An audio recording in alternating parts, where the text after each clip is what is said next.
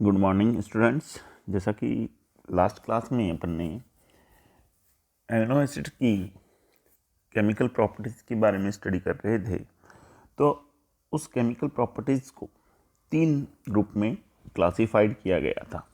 पहला था केवल एमिनो समूह की अभिक्रिया, फिर कार्बोक्सिलिक समूह की अभिक्रिया, और आज अपन जो लास्ट क्लास में पढ़ा था उसमें था दोनों समूह के कारण अभिक्रिया। उसमें अपन ने पहले रिएक्शन डिस्कस कर ली थी। पहली रिएक्शन ये थी ऊष्मा का प्रभाव, इफेक्ट ऑफ टेम्परेचर या इफेक्ट ऑफ हीट अपन ने डिस्कस कर लिया था। आज उसी क्रम को आगे बढ़ाते हैं और क्लेट संकुल का निर्माण, फॉर्मेशन ऑफ क्लेट कॉम्प्लेक्स, उसके बारे में स्टडी करने जा रहे हैं। एमिनो अम्ल भारी धातु आयन के साथ क्रिया करके क्लेट संकुल बनाते हैं। जैसे ग्लाइसिन जलीय विलयन को कॉपर ऑक्साइड के साथ गर्म किया, ग्लाइसिन एक एमिनो एसिड है, उसको अगर कॉपर ऑक्साइड के साथ गर्म किया जाए तो संकुल गर्म करने पर क्लेट की संकुल गहरे नीले सुई के आकार के क्रिस्टल प्राप्त होंगे।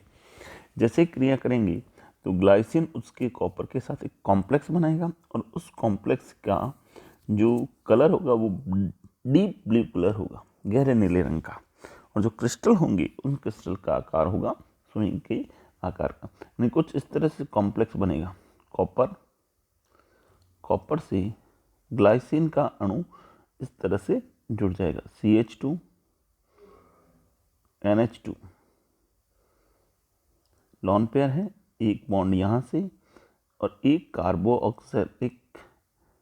कार्बोक्सिलेट आयन है, एक बॉन्ड यहाँ से। इसी तरह NH2 एक लॉन पेयर यहाँ से, CH2 COO ये वाला बॉन्ड यहाँ से। इस तरह से कॉम्प्लेक्स आयन का फॉर्मेशन होने लग जाएगा। ओके माय डियर, ये था स्केलेट का। पेप्टाइड तथा पेप्टाइडों का संश्लेषण, बहुत सारे जब पेप्टाइड्स जुड़ जाते हैं तो पेप्टाइड्स, और उसी से अपने प्रोटीन का निर्माण होता है। एमिनो अम्ल की एक एमिन समूह व दूसरे कार्बोक्सिलिक समूह होता है जो परस्पर विपरीत प्रकृति, ये अपन पढ़ चुके हैं। एमिनो एसिड्स में 2 ग्रुप होते हैं, एक NH2 समूह होता है और एक कार्बोक्सिलिक समूह होता है। इन दोनों की प्रकृति, नेचर जो है वो डिफरेंट है।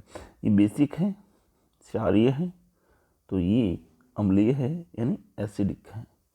इस तरह के दोनों से ही डिफरेंट नेचर के हैं। 2 एमिनो अम्ल को अणु परस्पर संयुक्त होते हैं तो उनके साथ पेप्टाइड बंध भी बनता है। जब 2 मॉलिक्यूल एक साथ जुड़ जाएंगे तो उनके बीच में एक विशेष प्रकार का बंध बनता है जिसे पेप्टाइड बंध कहते हैं। जैसे एक एमिनो एसिड ये पड़ा, दूसरा एमिनो एसिड ये रहा, इन दोनों ने आपस में क्रिया की और जल का अणु निकल गया। जैसे जल का अणु निकला तो ये वाला बॉन्ड बना NHCO, यानी CHR NHCO CHR NH2, और यहाँ आ जाएगा COOH। तो ये वाला जो बॉन्ड बना है इसको पेप्टाइड बॉन्ड कहते हैं। होता क्या है, एक एमिनो अम्ल का NH2 समूह और दूसरे एमिनो का कार्बोक्सिलिक समूह आपस में क्रिया करते हैं और पेप्टाइड बंध का निर्माण करते हैं। ओके, ठीक है। चलिए आगे बात की जाए। यदि तीनों एमिनो अम्ल के अणु जुड़े हों तो ट्राइपेप्टाइड, 3 जुड़ जाए तो ट्राई, 2 जुड़ जाए तो डाइपेप्टाइड, 4 अणु टेट्रा। इस तरह से बहुत सारे अणु जब जुड़ते हैं, भाई जब 2 एमिनो एसिड जुड़ रहे हैं तो पेप्टाइड का निर्माण हो रहा है, और जब बहुत सारे अणु जुड़ जाएं तो उसके आगे अपना एक शब्द इंट्रोड्यूस कर देंगे जिसका नाम है पॉलीपेप्टाइड। क्या नाम है? पॉलीपेप्टाइड। और अपन को पॉलीपेप्टाइड संरचना प्राप्त हो जाएगी। ठीक है। जब पॉलीपेप्टाइड में 100 से अधिक एमिनो अम्ल हो, यानी कहने का मतलब एमिनो एसिड जुड़े, पेप्टाइड बना, पेप्टाइड, बहुत सारे पेप्टाइड्स जब आपस में जुड़ते हैं पॉलीपेप्टाइड फॉर्म होता है।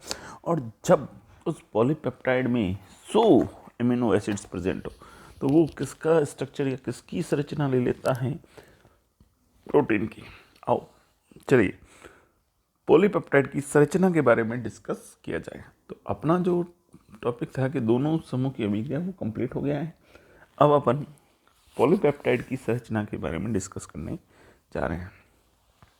पॉलीपेप्टाइड की संरचना का निर्धारण करने से पहले हमें निम्न बातों का ध्यान रखना पड़ता है। पहला, एमिनो अम्ल के कितने अणु पेप्टाइड एमिनो अम्ल के कितने अणुओं की पेप्टाइड श्रृंखला बनी हुई, कितने एमिनो एसिड्स उपस्थित हैं जिससे ये श्रृंखला का निर्माण हो रहा है।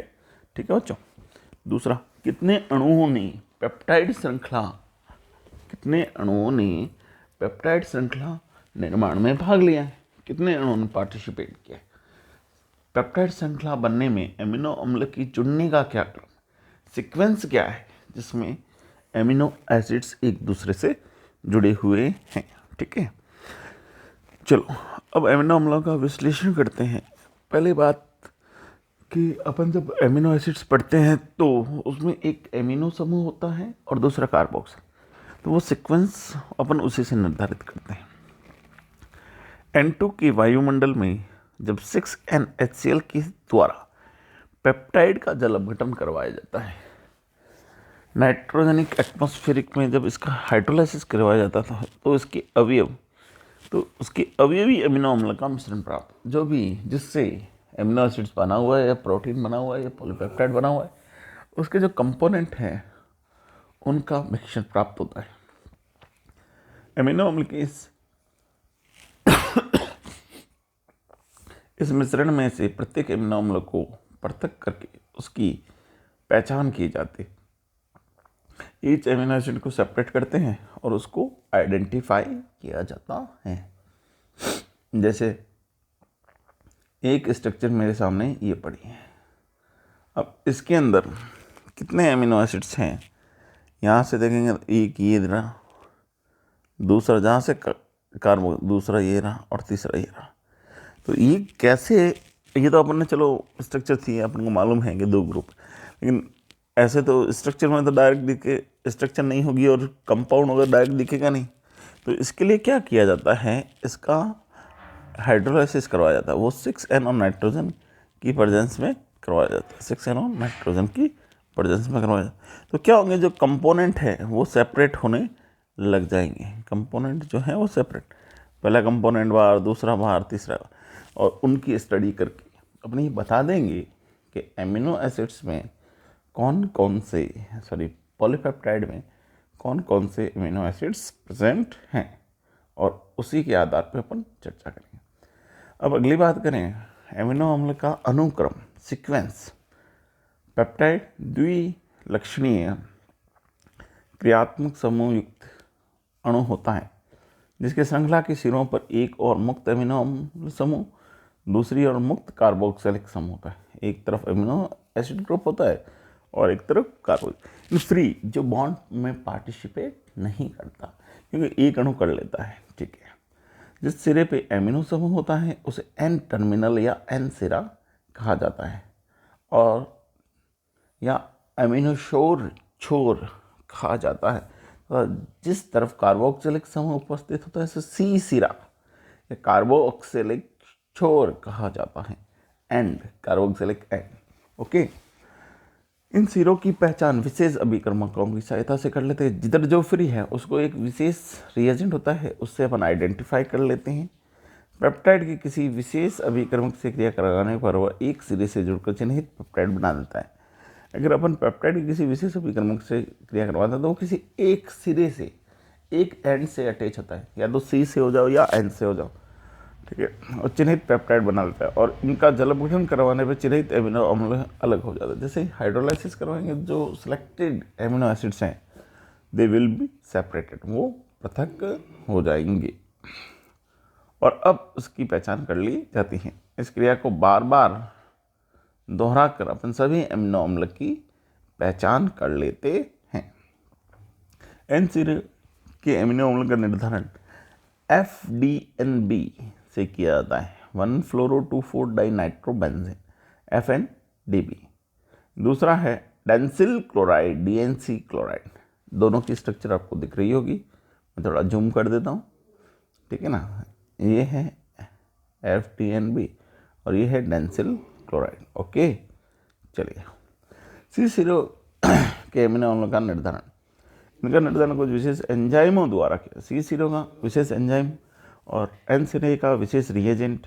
C3 के जैसे कार्बोक्सी पेप्टाइडेज, ये कार्बोक्सिलिक समूह पर आक्रमण कर एमिनो अम्लों को छोटे पेप्टाइड समूह में तोड़ देता है। ठीक है बच्चों, आज के लिए इतना ही। नेक्स्ट क्लास में अपन न्यूक्लिक एसिड्स पढ़ेंगे और उसके कंपोनेंट्स को स्टडी करेंगे। Okay dear students.